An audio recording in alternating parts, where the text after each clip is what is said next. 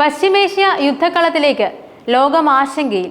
Iran തലസ്ഥാനമായ ടെഹ്റാനിൽ Israel കനത്ത ആക്രമണം നടത്തിയിരിക്കുന്നു.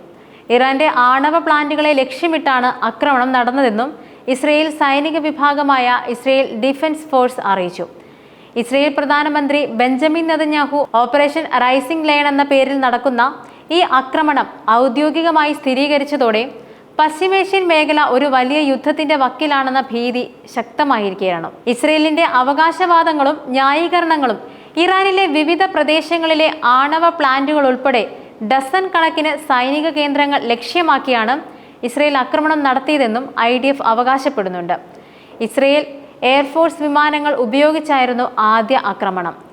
വർഷങ്ങളായി ഇസ്രയേലിനെ തകർക്കാൻ ഇറാനിയൻ ഭരണകൂടം ശ്രമിച്ചു വരികയാണെന്നും കഴിഞ്ഞ മാസം തങ്ങളുടെ ഇന്റലിജൻസ് വിഭാഗം ഇറാൻ കൂടുതൽ ആണവായുധങ്ങൾ നിർമ്മിക്കുന്നതായി കണ്ടെത്തിയെന്നും IDF വക്താവ് സമൂഹമാധ്യമമായ Xലൂടെ അറിയിച്ചു.